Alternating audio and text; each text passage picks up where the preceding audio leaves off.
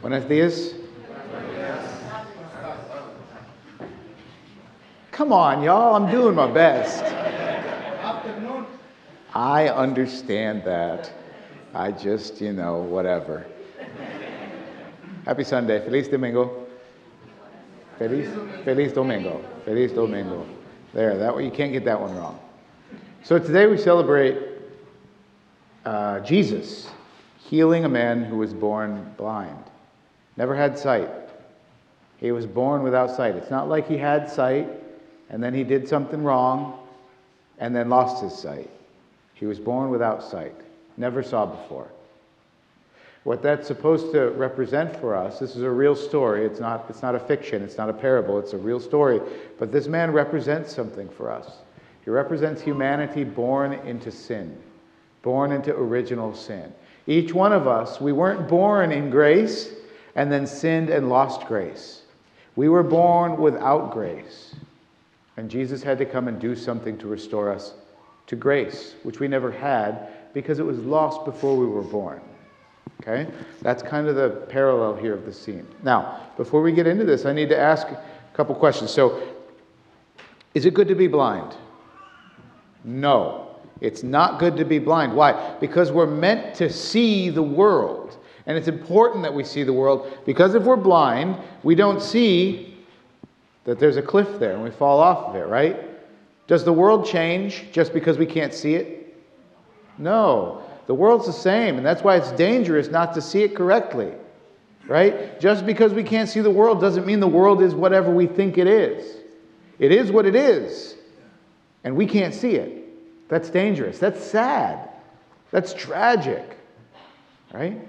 I'll give you another example. Who uses a chainsaw? Chainsaw. You use a chainsaw? Get out of town. Good for you. Okay. A couple people use a chainsaw. Who uses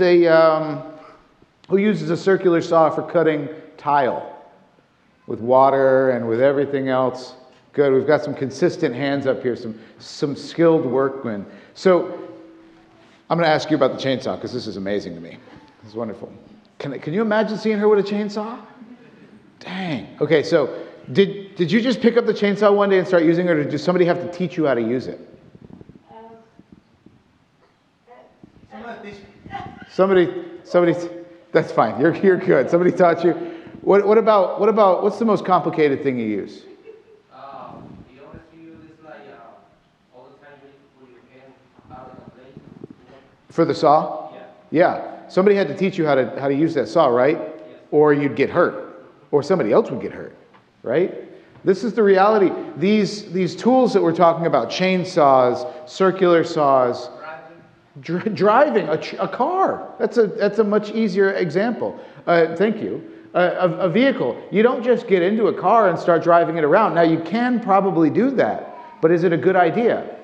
No, it's a bad idea. That's why we have a progression of learner's permits and watching our parents how to drive. Now, my dad was not a good example on how to drive. That's why I drive the way that I do, right?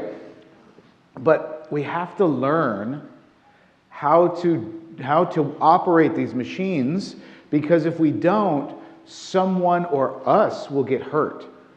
Life is the same way. There are rules to this world and to life. And if we just try to get into the car and drive it without knowing how to do it, what's going to happen? We're going to wreck, right? This world is the same way. If we just get into this world and we recklessly try to just live as best we can, what kind of life does that make? It makes for a miserable life. We make all these mistakes, we hurt all these people, we hurt ourselves, and we wonder why. Well, it's because the world has rules and we haven't been following them.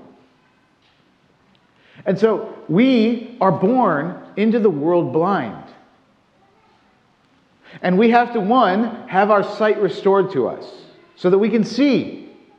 But more than that, once we can see, we have to be taught what things are and how they work so that we don't hurt ourselves or others. That's what Jesus does for this man in the story, in the narrative here. He comes up to him, and the man cannot see, never been able to see. And what does he do? spits on the ground, and he makes clay. From what did God make Adam in the beginning? The dust, the dirt, the clay of the earth.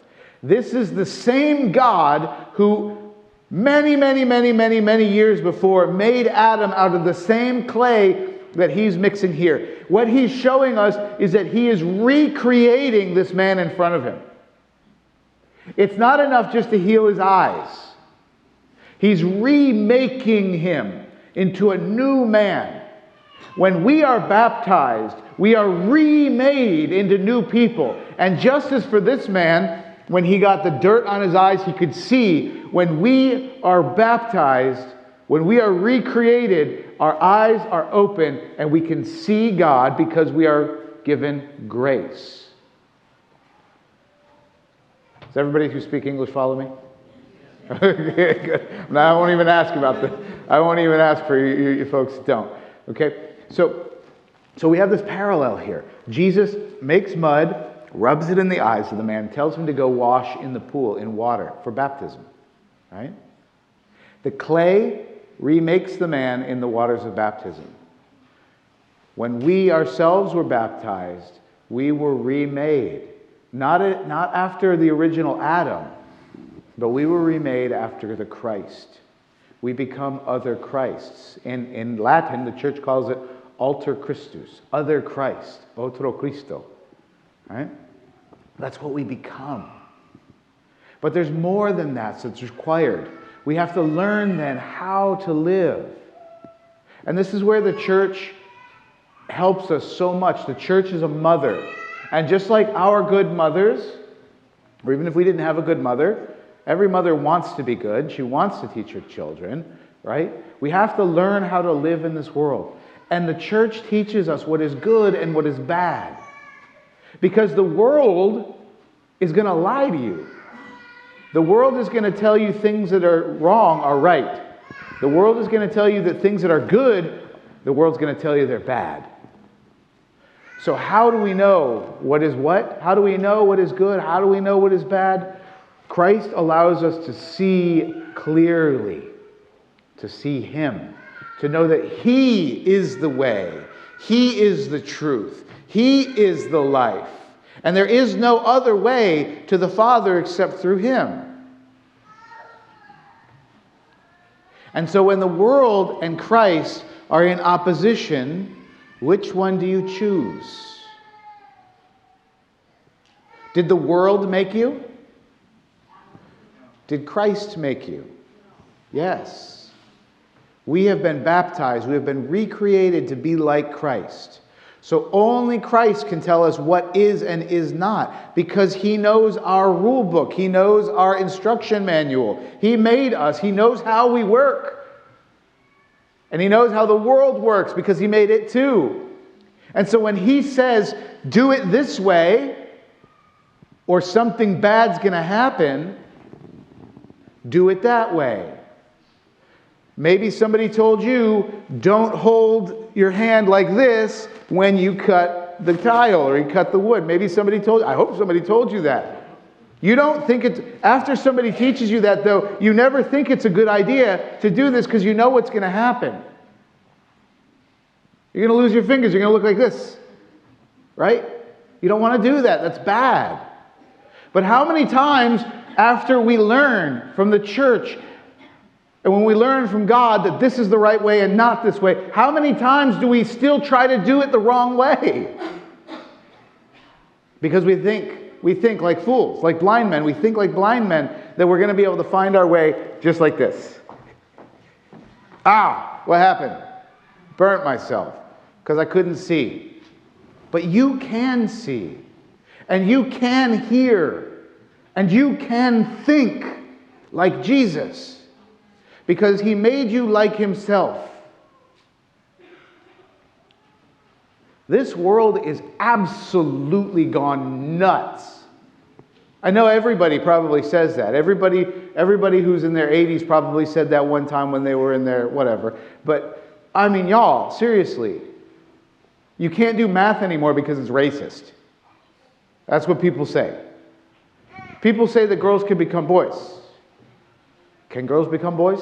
No. Can boys become girls? No. Would we want them to do that? No, because it is good to be a girl. It is good to be a boy, and God does not make those kinds of mistakes.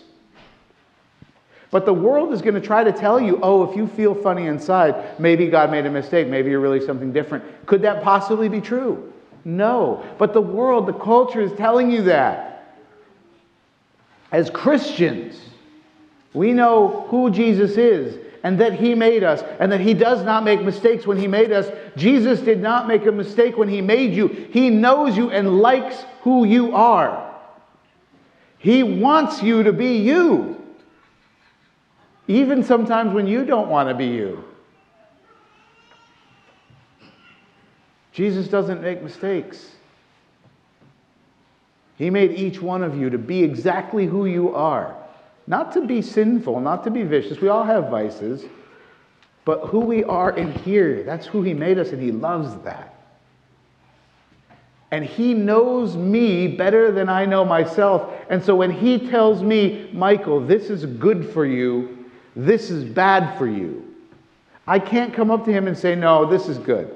He'd be like, pobrecito, no, you're wrong. Right? This is good. This is bad. I have to trust and listen to Him and learn from Him the way to live in this world so that I can get to heaven. I don't do this because it's bad. I do this because it's good. Jesus is the way, the truth, and the life. He knows that. What we see Jesus doing for this man in the gospel today is nothing short, nothing different from what He does for each one of us. When we are baptized, when we learn from Mother Church and from God what is right and what is wrong, and learn how to live that way, we are that man. A person born blind who could not see, never knew the world. Now all of a sudden our eyes are open and we can see God. And we know the difference between right and wrong. We know the difference between truth and lie. The question simply comes down to this. Do you trust God to tell you what is right or wrong, or do you trust the world to know you and tell you what is right or wrong? That's what it really comes down to. And every time I sin, it's because I said, I don't trust you, God. I don't think you know the best way. I'm going to find a different way. Does that ever work for me? Nope, never has. It never has, and it never will. Because I did not make myself. I don't know my own rule book, but God does. And He tells me what it is. He shares it with me so that I can be the best that I can be. So that I can be most like Him.